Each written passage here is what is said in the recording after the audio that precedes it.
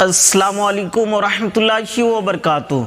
दोस्तों, मुसलमानों का बुरा हाल क्यों है? मुसलमानों को मारा जा रहा है, पीटा जा रहा है, मुसलमानों के घरों पर बुलडोजर चलाया जा रहा है, मुसलमानों के मदरसों में मस्जिदों को तोड़ा जा रहा है। मुसलमान परेशान हैं, उसके बावजूद भी खामोश नजर आ रहे हैं। इसकी वजह क्या है? मुसलमानों का इतना बुरा हाल क्यों है? दोस्तों, ये भी मैं बताऊंगा।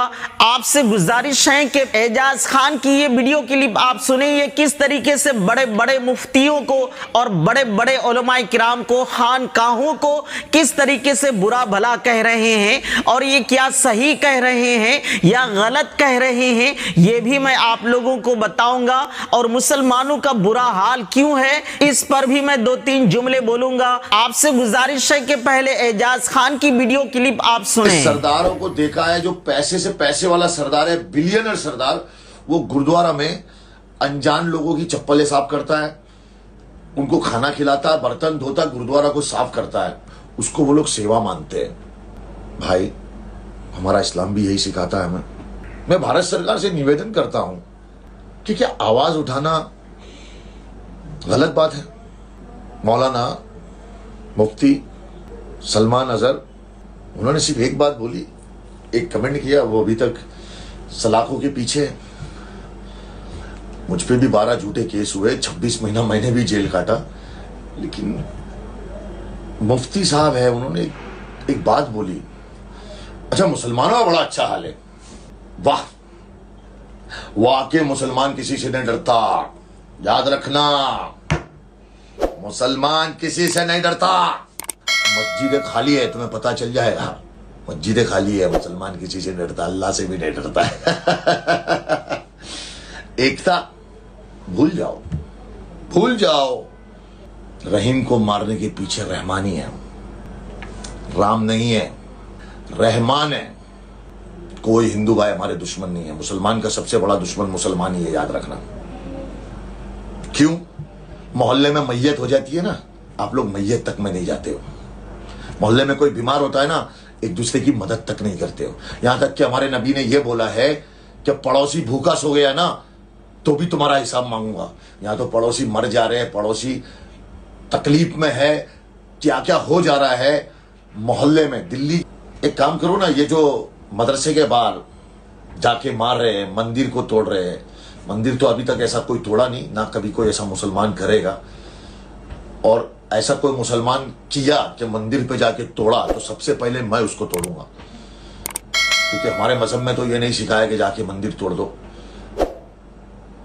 ये जो मस्जिद और मदरसों को तोड़ रहे हैं, हाँ, वो अंदर हो गए। कोई उनके घर जाके पूछ रहा है, किसी मुफ्ती, किसी औलमा, किसी मौलाना ने आवाज उठाई उनके लिए? अरे, जो अल्लाह से डरते हो किसी से नहीं डरते। तुम औलमा लोग, मुफ्ती लोग, बड़े बड़े औलमा मुफ्ती चुप बैठे हो क्योंकि तुमको भी जेल में डाल दिया जाएगा ना, डर लग रहा है। यूसुफ अलैहिस्सलाम की सुन्नत से डर रहे हो, हैं? कब्र में ऐसे पीस दिए जाओगे तुम, पच पच पच। काले काले सांप तुम्हारा इंतजार कर रहे हैं, याद रखना। अल्लाह ताला पूछेगा, रे जुल्म हो रहा था तो तुम चुप क्यों थे रे? क्यों? मेरे बच्चे नहीं है, मेरी फैमिली नहीं है, मेरे माँ बाप नहीं है। 26 महीना 70 रोड जेल काटा मैंने, लेकिन मेरे अल्लाह ने मुझे सही सलामत शेर के जैसा बाहर लेके आया। ये मेरा और मेरे अल्लाह का आपसी मामला है। मेरा उन पे यकीन और उनकी मेरे पे रहमत। अल्लाह ने बोला जो मेरी राह में चलता है ना, उसके साथ 70 फरिश्ते तैनात करता हूं मैं। दोस्तों, सुने कि नहीं, एजाज खान बड़े बड़े उलमाए किराम को सुना रहे हैं। क्या ये बात सही है? बिल्कुल सही है। दोस्तों देखिए, जन्नत में अगर सबसे पहले कोई जाएंगे तो वो आलिम दीन ही जाएंगे, और जहन्नम में सबसे पहले कोई जाएगा तो वो भी आलिम ही जाएगा। तो जन्नत में जो पहले जाएंगे उसका हाल क्या होगा, उसका रुतबा क्या होगा, और जहन्नम में जो सबसे पहले जाएगा उसका भी हाल क्या होगा, कमी क्या होगी। तो आप मुझे बताएंगे, जो मौलाना नमाज नहीं पढ़ेंगे, रोजा नहीं रखेंगे, ऐसे मौलाना पहले जहन्नम में जाएगा। तो दोस्तों, ये गलत है। असल वजह यह है कि जो आलिम दीन अवाम को हक बात कहने से डरे, ऐसे आलिम सबसे पहले जहन्नम में जाएगा। और आज ये सब हो रहा है कि नहीं हो रहा है? मुसलमानों के ऊपर जुल्म किया जा रहा है, लेकिन हमारे बड़े बड़े आलिम दीन खामोश बैठे हुए हैं।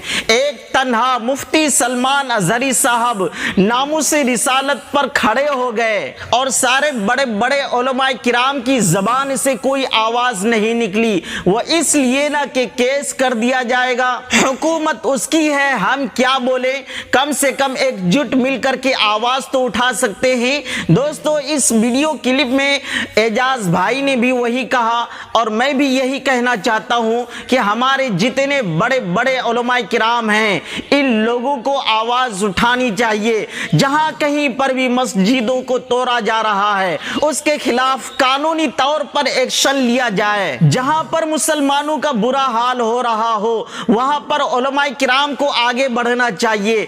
दोस्तों, आप लोग सोच रहे होंगे कि मैं मौलानाओं को कह रहा हूं, लेकिन जरा सोचे, मौलाना साहब भी क्या करेंगे, उलमाए किराम भी क्या करेंगे? जब तक आप लोग साथ नहीं देंगे तब तक कुछ नहीं हो सकता है।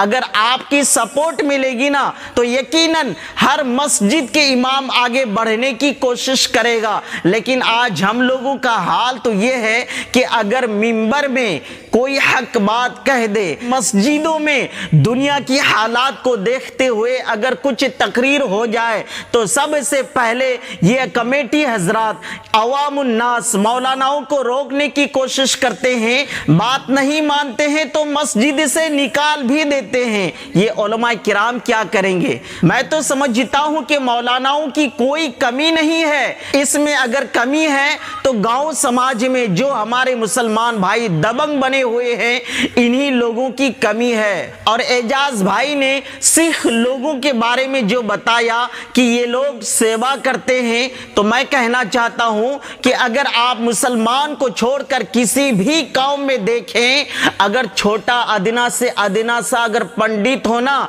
तो बड़े बड़े लीडर उनके पांव को चूमता हुआ नजर आ रहा है। लेकिन आज हमारे मुसलमानों में कोई बड़ा आदमी है ना, तो उनके सामने कितनी भी जय्यद से जय्यद आलिम आ जाए, बड़े से बड़े मुफ्ती आ जाए, लेकिन उनको कोई अहमियत नहीं दी जाती है। उनको हिकारत की निगाह से देखा जाता है। यही हम लोगों की कमी है और यही मुसलमानों की बर्बादी का हाल है। दोस्तों, आप अपनी राय कमेंट में जरूर बताने की कोशिश करें। मुझे बोलने में कमी बेशी हुई हो तो आप जरूर मेरी इस्लाह करें। मिलते हैं फिर एक और वीडियो के साथ, जब तक के लिए खुदा हाफिज।